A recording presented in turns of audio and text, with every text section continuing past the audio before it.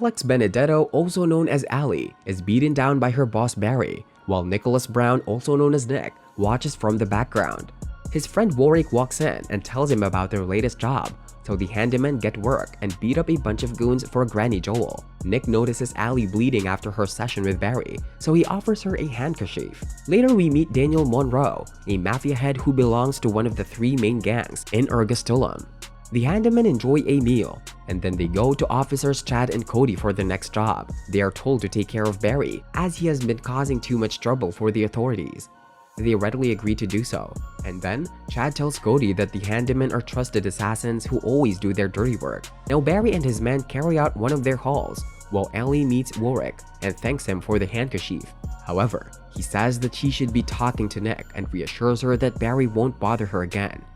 Then, we see a deaf soldier killing all of Barry's men with ease, as he is an overpowered Twilight warrior. Worick joins in on the fun, so Barry offers to bribe the boys, but they taunt him for mistreating Ali and kill him after that. Ali arrives to the scene and is in shock as she thinks that the handymen are too savage with their ways. Nick wants to help her out, so the boys take her into their protection. A nurse named Nina bumps into Ali and is shocked to see such a pretty woman with Worick. Nick arrives and clears the confusion, after which the girls make their acquaintance. Nina informs the boys about a new mission as her boss, Dr. Theo, is under attack. Nick sets off with her, while Worick decides to go after the goons set after Nina. Ali helps them with this, but still isn't used to all the bloodshed. Now Nick and Nina make it to Theo, who is being threatened by a Twilight boss man. We learn that these Twilights are also known as tags, similar to Nick. And then the deaf soldier confronts the boss man. He taunts his opponent by saying he'll be done in 3 minutes, and then he toys with him. In the middle of this, Theo tells Nina to call Chad, as this seems to be a regular thing. However, Nick gets carried away and it leads to Theo's clinic getting damaged. The doctor goes crazy, but then Nick decides to get serious and savagely tortures his opponent. Worick talks to Ali about his past, and then she is shocked to see the bloody remains of Nick's attack. Chad arrives to the scene and berates the boys for creating such a mess without his supervision. Later, Ali has a chat with Nina, who reassures her that Nick isn't as scary as he shows himself to be. She also mentions the Twilights, but then it's time to go, so Ali is abruptly taken back home. Later, the boss man is tortured and killed by Oranos Corsica, who is also part of the Big Three. Worick wakes up from one of his nightmares and laments his childhood memories. Then we see Ali getting ready for work, and she notices a tribal tattoo on Nick's back. The boys are supposed to make some deliveries to Dr. Theo, so Ali is sent along with Nick, while Worick gets ready for his main job. She is confused at first, but learns that Worick is also a man of pleasure. Now Nick asks Ali to wait downstairs while he handles business, and then she chats with Granny Joel, who advises her to get away from the city as soon as possible. Then we learn about the Arcangelo family murders that remain unsolved even 22 years later. That's when it is revealed that the missing child Wallace is actually Worick. After they are done with their job, Ali and Nick reunite with Worick and go to meet Monroe for business. An assassin named Marco tells them that the Cristiano family has invited them to a party, and then they deliver the drugs. Monroe asks Nick to come to work for him, but he refuses as he is very happy with his current job. The team goes to meet Big Mama later, and Ali is surprised to see that Worick used to work for her as well. He gives Big Mama the Twilight drug named Celebrer, which is what gives people like Nick their powers. Worick gets busy with some women, and even Nick meets a lady friend, thus making Ali the odd one out. The next day she finds the same tattoo on Worick and leaves the house. Worick goes to her and talks to her about his job to ease the tension. Dismembered body starts to show up all over town, so Chad calls up the handyman again. Nick is briefed about the job, but acts ignorant, while Worick talks to Chad about the nature of these crimes. He has to be cuffed so that Chad can show his superiors that he has some suspects, but our hero doesn't appreciate it. Meanwhile, Ali considers leaving the city, but is haunted by visions of Barry. Now Worick shows off his skills of super reading and gives Cody some clues regarding the cut-up bodies all over the city. A flashback shows Worick as a child showing off his memory skills to his teacher, but his father doesn't seem to like him. Now Chad is suddenly called by Monroe, who needs the boys to help him as he is in the middle of a tense shootout. Then we see another flashback where Wallace is studying the effects of Cerebr, and then he tries to talk to his new bodyguard who turns out to be Nick. Back to the present, a Twilight child named Doug attacks Monroe and his men, after which he taunts the crime lord. Monroe's personal guard Dolico puts up a fight, but is no match for the overpowered Tag. Our heroes suspect Doug to be the culprit behind all the recent murders, so Nick gets triggered and confronts the assassin, after which they prepare for an intense battle. News of this attack reaches the Polkley family, so Ginger alerts her boss Gina about Doug going against her orders. The ninja boy faces off against Nick, while the others place their bets on the winner. Then, Worick arrives to say that the Corsicans are the ones behind the murders and not Doug. The goons don't believe him, and then Nick starts to struggle against his opponent. However, he begins to overdose on the Cerebro, so he goes all out against Doug. The ninja boy gets injured as the battle continues, and then Monroe leaves the scene as he doesn't see the point of sticking around. Nick finally gains the advantage and is about to kill Doug, but then Ginger comes to his rescue. Gina also arrives to the scene and uses downer bullets to restrict Nick so that she can teach him a lesson. Gina taunts the deaf soldier by saying he will meet the same fate as his ex Veronica, but he simply smiles at her, so she shoots him with multiple downers. Nick is unable to walk, so Worick has to carry him back. But then he also notices Doug on the floor, so he takes him as well. Allie keeps getting visions of Barry and panics when she hears footsteps. Then Worick takes the injured Twilights to Nina and calls up the office, but gets no answer as Allie has gone missing. Monroe berates Dolico for not tending to his injuries and orders him to get himself treated by Dr. Theo. Then he discusses what to do about Corsica, as the balance of power has been threatened in Ergastulum. Meanwhile, an insider named Ivan meets with a mysterious hunter to discuss their next step towards destroying the Cristiano family.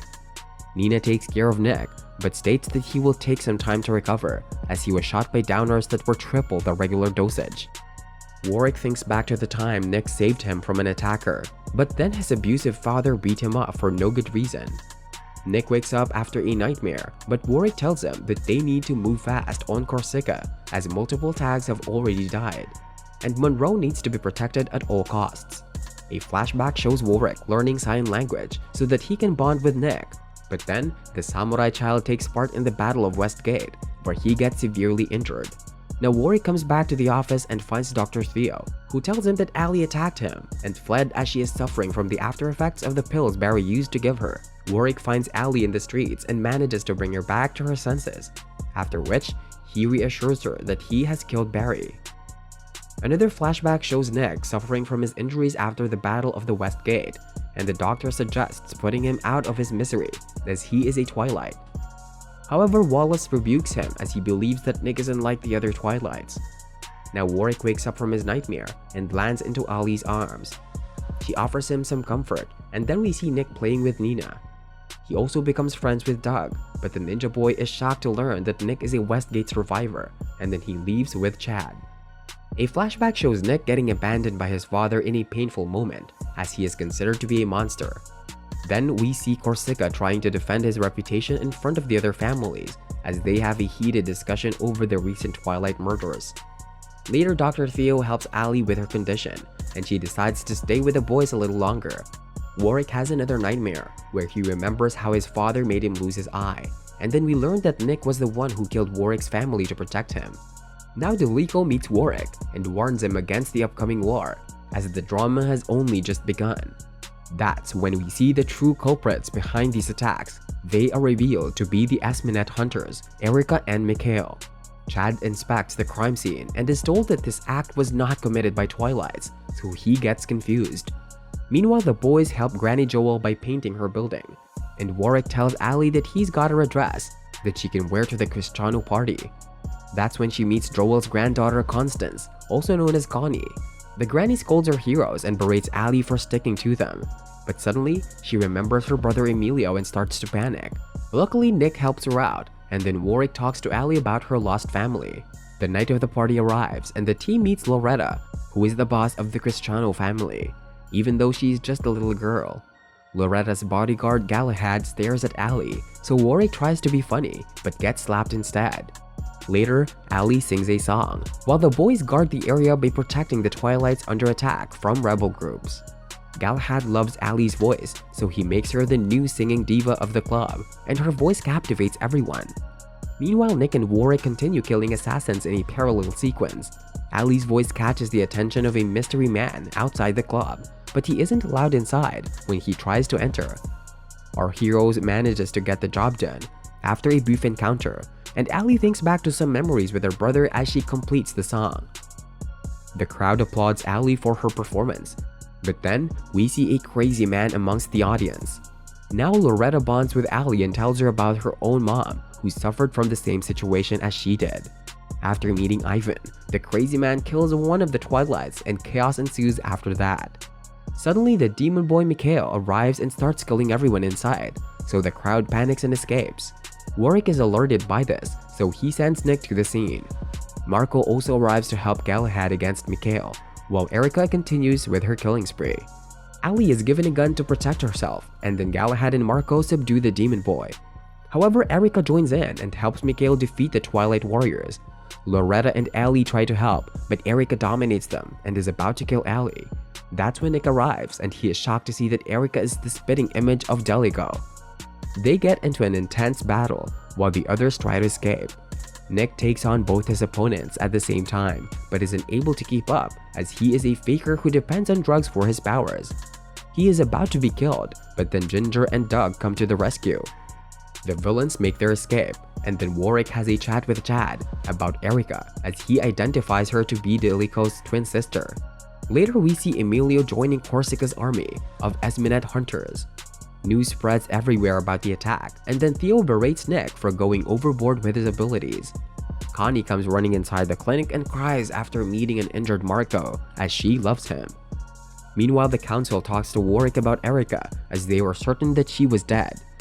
This affects Delico, who thinks back to when he was first separated from his sister, when their mentor Yang failed to save them.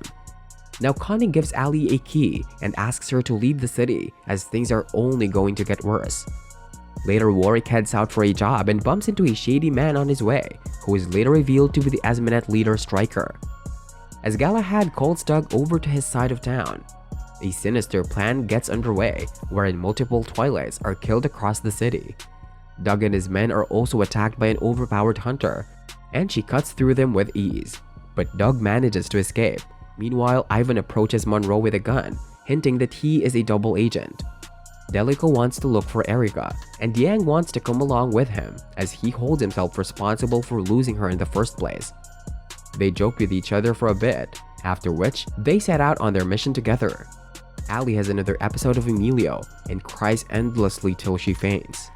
As Doug tries to make it to Galahad, he is attacked and severely wounded by one of the hunters. Meanwhile, Stryker and his hunters continue to wreak havoc in town. Loretta has to leave for work, so she tucks Ali into bed before she resumes her duties. Gina is eventually alerted about the chaos when it reaches her base, so she prepares herself and Ginger for battle. Galahad also learns about what's going on, so he tells everyone to retreat into their houses till the coast is clear. Eventually, the Esminet hunters reveal that they are agents of Corsica when they are confronted by Gina. Meanwhile, Delico and Yang meet a girl named Heather who wants revenge from Erica as she had killed her sister. Doug finally makes it to Galahad but dies in his arms. Then Connie is kidnapped by one of the hunters as she can smell Marco on her. Ali has yet another nightmare regarding her past and wakes up next to Nick. She asks him if they've met before, but then he is summoned to investigate Connie's disappearance. Ali tries to stop him, but he tells her to stay and takes off with a soldier. Granny Joel berates and hits Marco, as she has already lost her son and his wife to such wars before. Nick calms her down, and then Worick discusses the situation with Miles. He learns that Marco used to be a hunter, which is why the Esminet warriors are so interested in Connie. Suddenly, Worick identifies Ivan to be the traitor, and he rushes towards Monroe with Miles, but the mafia boss is missing, and then Stryker arrives to the scene. Marco tells Loretta that hunters are even stronger within Twilights, so she decides to spring into action, and he follows after her. Worick asks Miles to escape while he can, but he refuses to back down as Stryker breaks into the mansion. The humans fight their overpowered opponent, but are no match for him, even after using all their tricks. Worick is seemingly killed when he is thrown from the window, and then we see that Monroe and Ivan are actually working together. And that's the end of the show. Like, share, and subscribe if you want more recaps, and hit the bell icon for regular notifications. See you soon!